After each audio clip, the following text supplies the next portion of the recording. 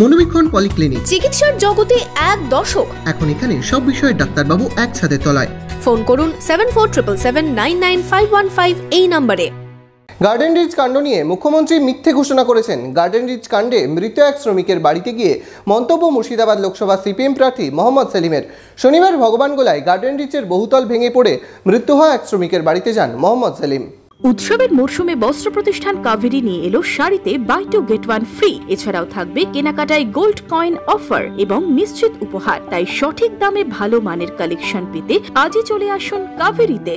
Garden রিচে মৃত শ্রমিক পরিবারের সাথে ভগবানগোলার ছকনগরের বাড়িতে দেখা করলেন মুর্শিদাবাদের সিপিএম প্রার্থী তথা সিপিএমের রাজ্য সম্পাদক মোহাম্মদ সেলিম।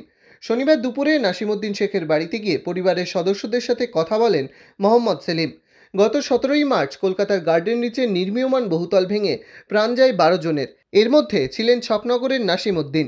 এদিন পরিবারের সদস্যদের সাথে সাক্ষাৎ করে সাংবাদিক বৈঠকে মোহাম্মদ সেলিম অভিযোগ করেন, সরকার সমব্যথীর নামে বড় বড় কথা বলেন, অথচ এই পরিবারকে নিজের খরচায় দেহ আনতে হচ্ছে।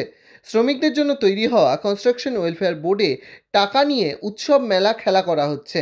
এটা তো দুর্ঘটনা হয় অনেক সময়, কিন্তু এটা একেবারে একটা ক্রিমিনাল অফেন্স।